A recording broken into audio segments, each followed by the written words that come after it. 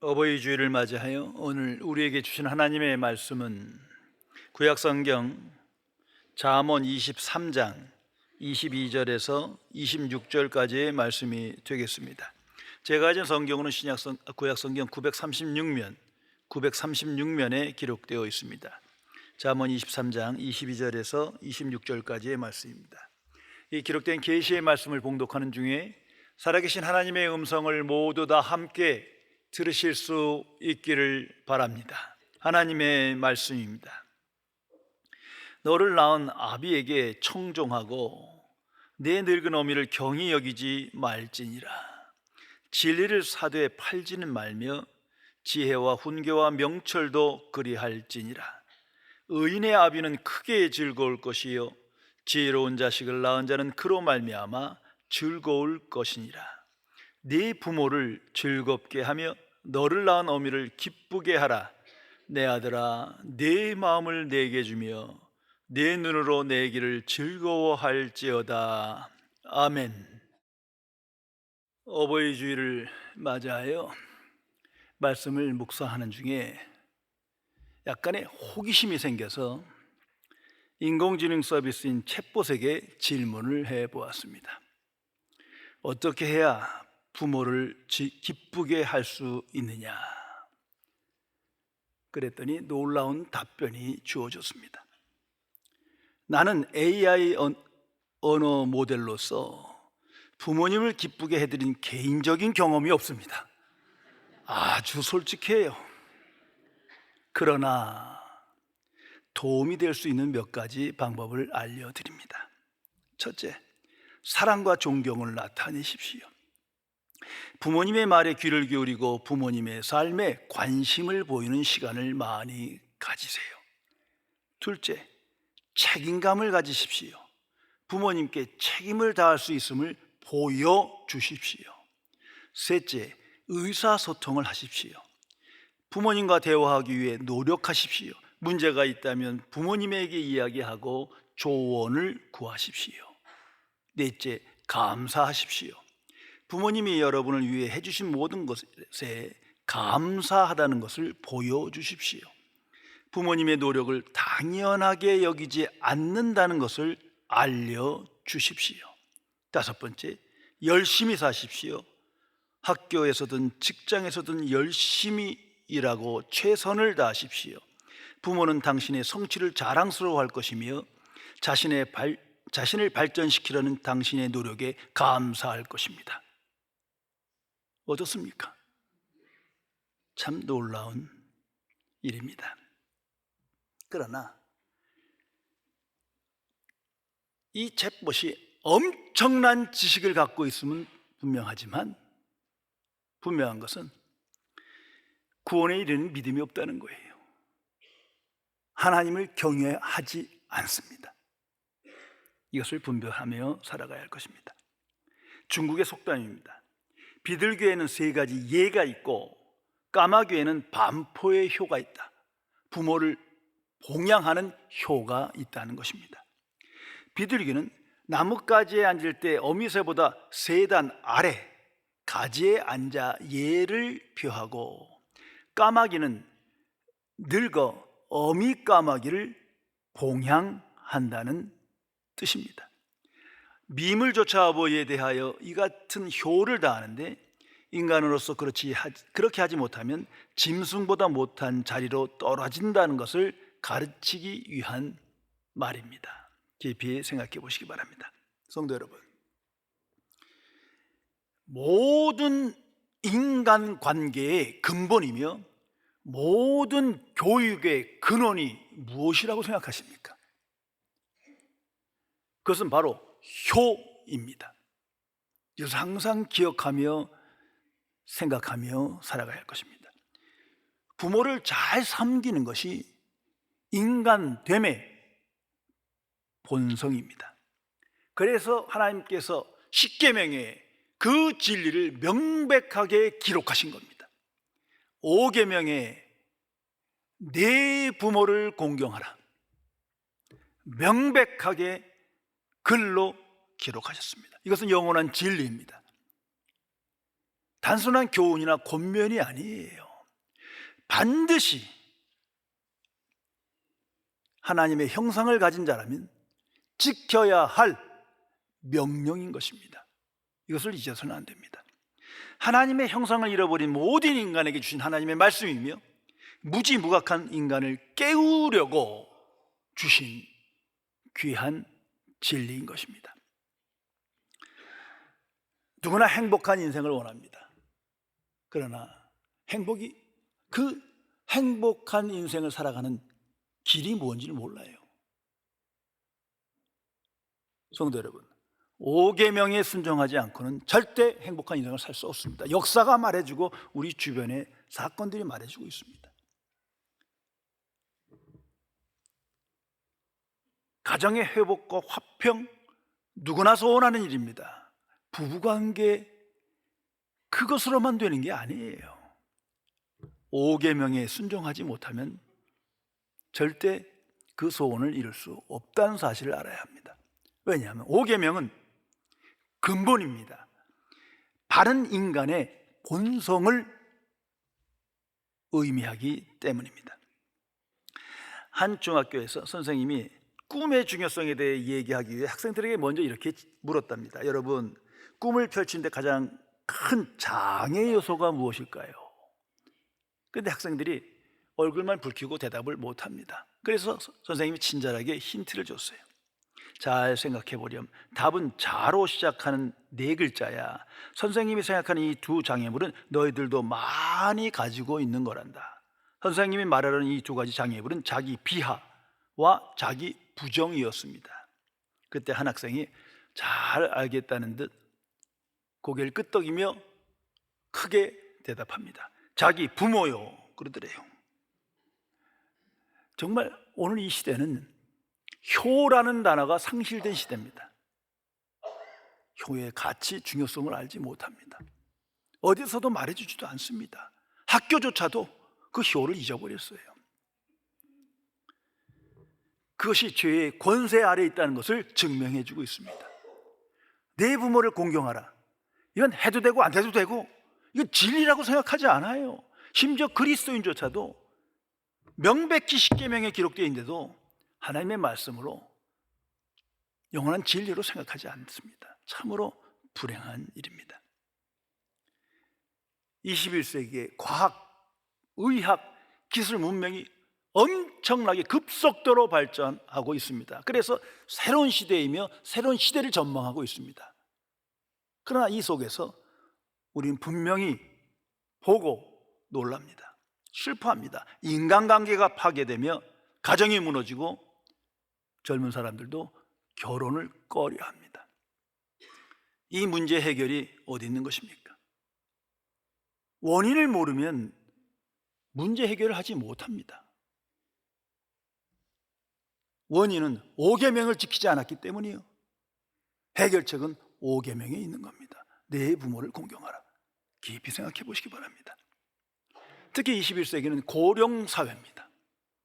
이 고령사회의 문제는 21세기 가장 큰 문제예요. 큰 장애물입니다. 그런데 이 문제의 해결책을 내지 못합니다. 자꾸 경제 문제로 생각하고 의학의 문제, 과학의 문제, 문화의 문제, 교육의 문제 생각하지만 어림도 없는 이야기예요. 해결책은 5계명에 있습니다. 하나님께서 주신 10계명이 있다는 것을 알아야 합니다. 내 부모를 공경하라. 그 말씀에 순종할 때 그 문제가 해결될 것입니다. 오늘날 유대인의 교육, 자녀 교육은 세상에서 가장 놀랍고 훌륭한 것으로 알려져 있고 인정됩니다. 그 증거로 그 소수민족인데 노벨상을 받은 사람이 3분의 1이나 돼요. 또 각 분야에 예술이든 과학이든 모든 분야에 가장 우수한 성적을 내고 리더십을 발휘하는 사람들이 그 민족이에요. 그게 얼마나 놀라운 일입니까? 그 원인이 그들의 교육 철학에 있는 거예요. 그 교육 철학은, 그 근원은 오계명입니다. 내 부모를 공경하라. 그것이 탈무드요, 유대의 교육 철학은 이 십계명에 있다는 것을 잊어서는 안 됩니다.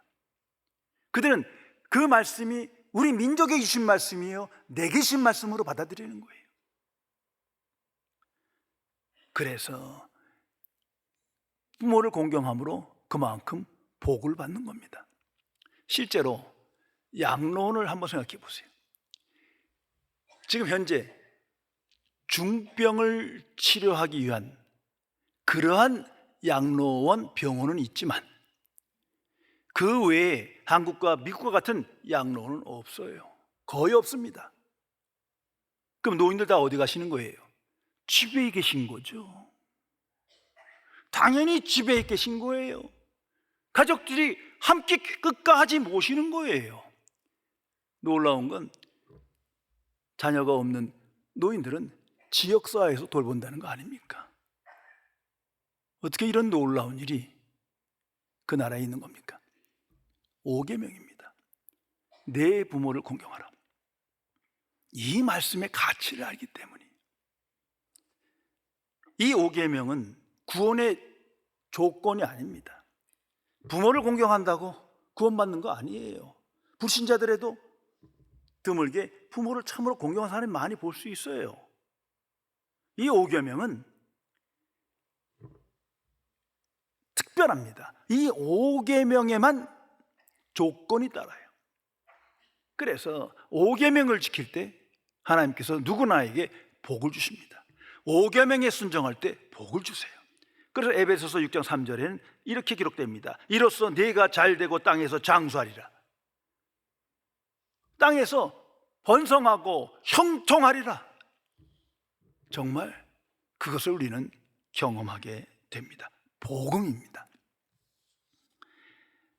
오늘 우리에게 주신 하나님의 말씀 25절에 귀를 기울이시기 바랍니다. 내 부모를 즐겁게 하며 너를 낳은 어미를 기쁘게 하라. 내 부모를 즐겁게 하고 기쁘게 하라. 성도 여러분, 나는 이 말씀을 내게 주신 하나님의 말씀으로 받아들이며 이 말씀에 순종하며 살아가십니까? 이것은 오계명에 대한 구체적인 표현입니다. 내 부모, 그 의미를 명확하게 말해줍니다. 너를 낳은 아비, 너를 낳은 어미, 한마디로 생명을 주신 부모를 의미합니다. 생명을 주신 그 부모를 즐겁게 기쁘게 하라. 여기에 다른 어떤 조건이 있지 않습니다. 성공한 부모 해야죠. 나를 무척 사랑해 주신 부모 해야죠. 좋은 환경을 주신 부모 해야죠. 유명하신 지식이 많은 부모 해야죠. 아니 그렇지 않은 부모를 어떻게 존경할 수 있고 기쁘게 할 수 있겠습니까? 입 닫으세요. 성경은 너를 낳은 부모를 기쁘게 즐겁게 하라. 이것이 하나님의 뜻입니다. 네 부모를 공경하라. 그럼 쉽게 말하면 부모를 즐겁게 기쁘게 하는 말이에요. 이 공경이란 말은 언어로 높이고 명예롭게 하는 말입니다. 여긴 깊은 신학적 의미가 있습니다. 그래서 하나님의 사람 종교학자 칼빈은 세 가지 의미가 있다고 성경적으로 우리에게 가르침을 줍니다. 첫째가 경의입니다. 존재에 대한, 그리고 생명을 주셨다는 그 사실에 대한 경의, 그것을 표현하는 거예요. 그것이 공경입니다. 두 번째가 복종입니다. 생명을 주신 분이기 때문에 말씀에 순종해야 한다. 그것이 공경입니다.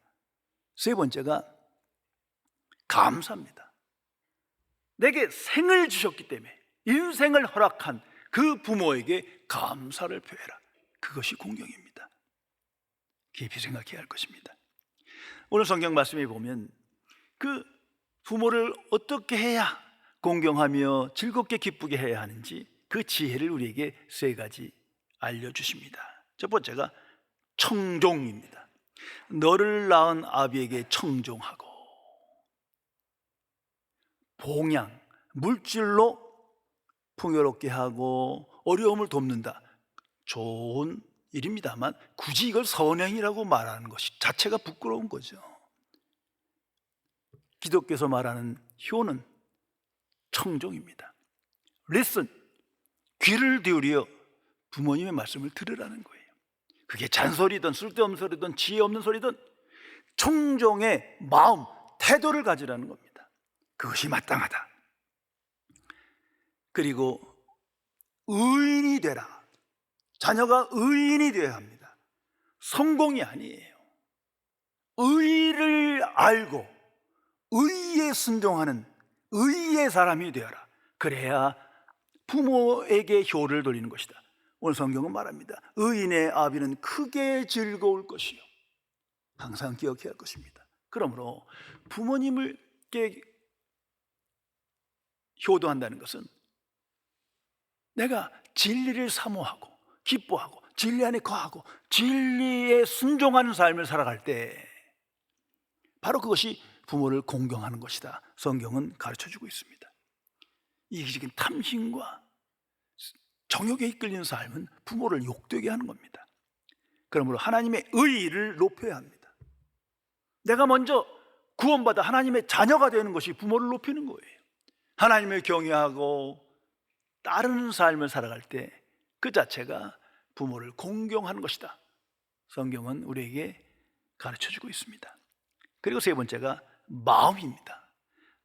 내 마음을 내게 주며 자녀의 마음이 부모에게 있어야 된다는 겁니다. 부양을 말하는 게 아닙니다. 그건 당연한 거고, 성경이 말하는 효는 마음을 부모님께 드리는 겁니다. 존경과 순종과 사랑과 감사를 드리는 그 마음으로 부모님을 생각하라는 것입니다. 무엇보다도 성경이 말하는, 어떻게 보면 기독교에서 가장 강조하는 효는 죽은 자를 향한 효가 아닙니다. 살아있는 부모를 향한 효를 의미합니다. 세상 종교는 살아있는 부모보다 죽은 자를 향한 효를 더 강조합니다. 죽은 자에게 더 깊은 관심을 갖고 있어요. 그래서 제사를 강조합니다. 제사를 지내지 않으면 불효자예요. 나쁜 놈이에요. 그러나 기독교는 제사를 지내지 말라 해요. 왜? 살아계신 부모, 살아계신 부모에게 효도하라는 거예요. 죽으신 부모에게 무슨 효도를 해? 죽었는데. 제사가 뭡니까? 죽은 자를 추모하는 거예요. 더욱 그 안엔 심각한 종교적 의미가 있어요. 죽은 분으로부터, 조상으로부터 복을 받겠다는 거예요. 그 모든 제사를 보세요. 이런 행위를 통해서 조상으로부터 복을 받아야 된다.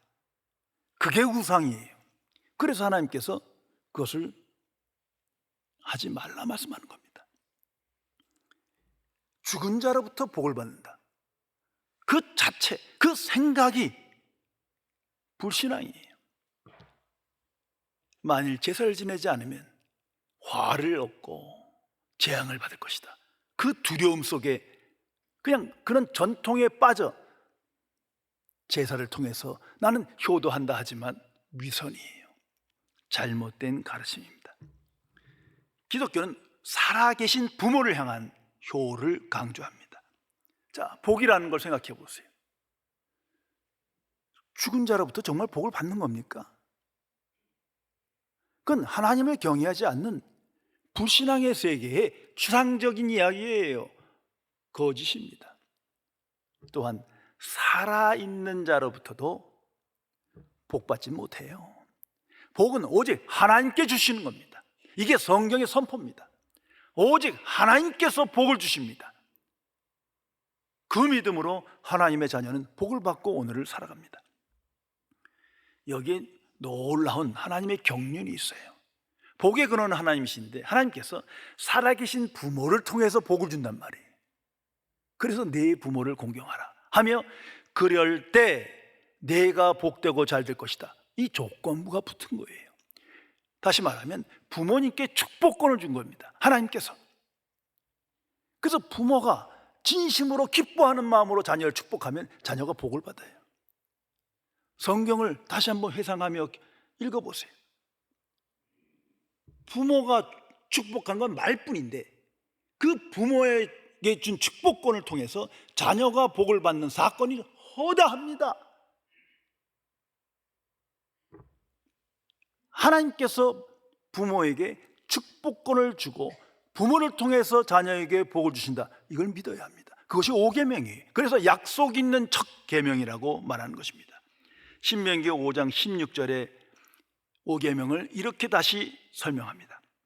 너는 네 하나님 여호와께서 명령한 대로 네 부모를 공경하라. 그리하면 네 하나님 여호와가 네게 준 땅에서 네 생명이 길고 복을 누리리라. 성도 여러분, 난 이것을 내게 준 하나님의 말씀으로 믿으며 5계명에 순종하여 하나님 주신 복을 누리며 살아가십니까?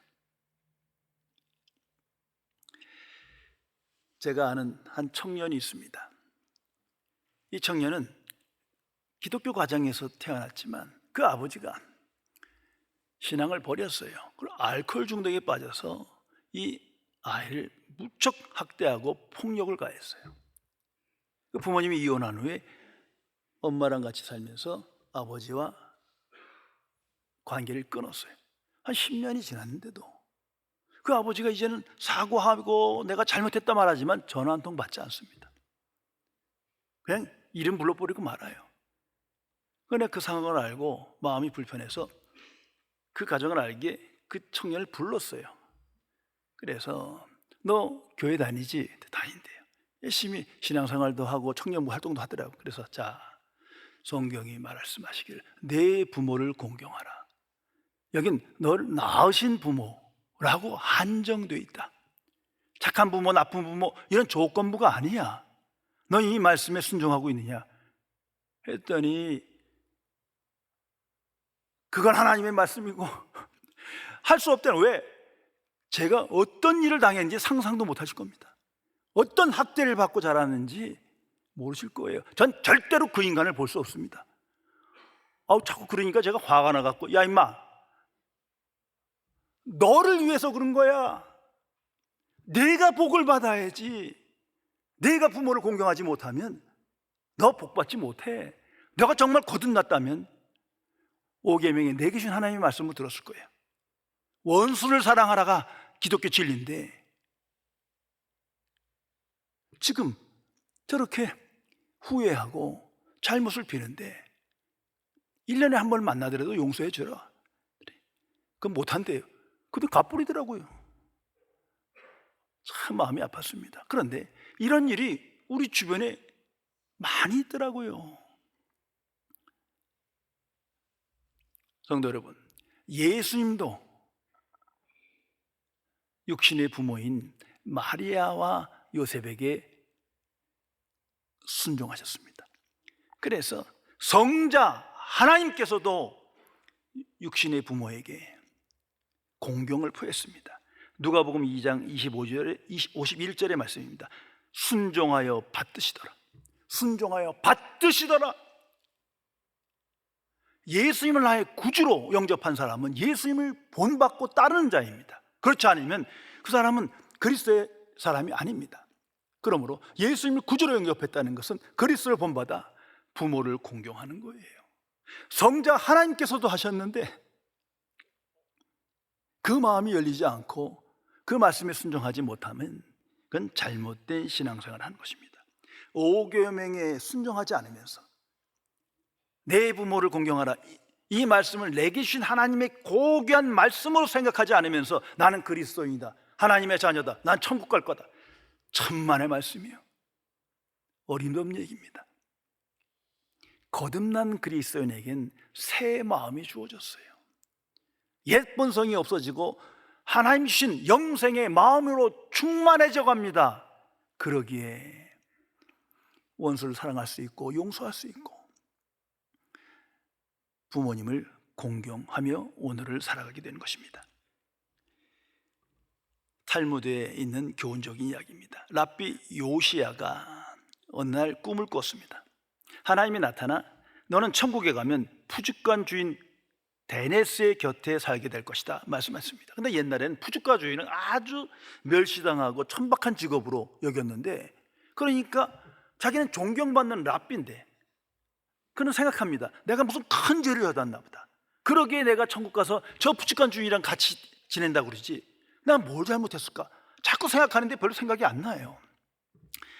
그러는데 계속 꿈이 자꾸 생각이 나서 이 데니스라는 사람, 푸죽간 주인을 찾기 시작합니다. 그리고 정말 시골에서 찾았어요. 이제 사람을 불러 보내서 예루살렘으로 오라고 했지만 그는 올라오지 않았습니다. 그 꿈을 잊을 수 없었던 랍비 요시아는 직접 시골로 찾아갑니다. 그리고 말했습니다. 왜 나를 찾아오지 않았느냐? 데니스는 이렇게 대답했답니다.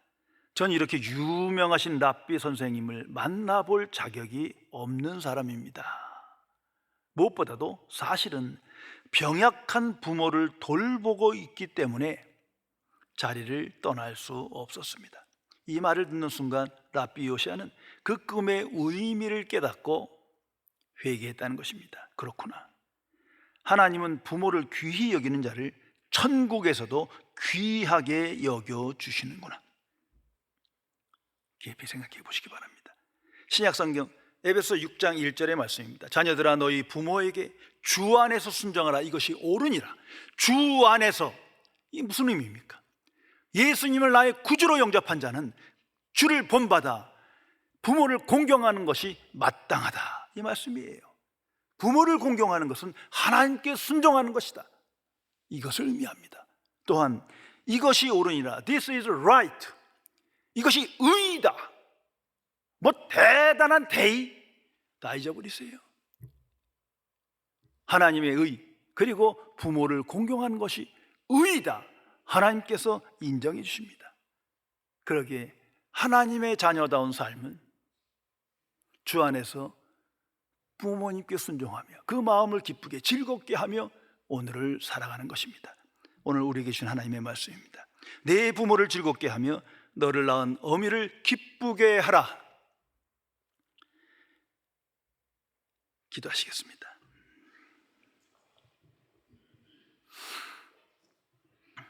창조주시며 거룩하신 하나님 아버지, 우리에게 복을 주시기 위하여 형통한 인생을 주시기 위하여 십계명을 통하여 명백하게 5계명의 내 부모를 공경하라 말씀하셨지만 우리는 하나님의 자녀로서 이 계명을 내게 주신 하나님의 말씀으로 받아들이지 못하고 때로는 경히 여기어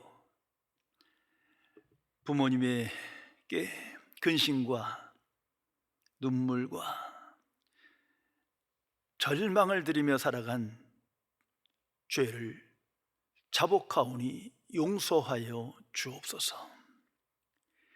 부모를 공경하는 자에게 하나님께서 형통의 복을 허락하심에도 불구하고 아직도 5계명의 가치와 중요성을 깨닫지 못하고 자행자제하며 자성취에 이끌려 이기적인 탐심과 정욕에 이끌려 살아가는 이 세대를 불쌍히 여겨 주옵소서. 나의 주 성령이시여, 이 시간 하나님의 자녀들에게 성령 충만함을 허락하시사 부모님의 마음을 기쁘게 즐겁게 하는 것이 내게 주신 하나님의 말씀으로 들려지고 아멘으로 응답되어 그 말씀에 순종하여 하나님이 주시는 신령한 복을 누리며 이 땅에서 하나님의 이름을 영화롭게 하는 승리의 삶을 살도록 함께하여 주옵소서. 우리 주 예수 그리스도의 이름으로 간절히 기도드려옵나이다. 아멘.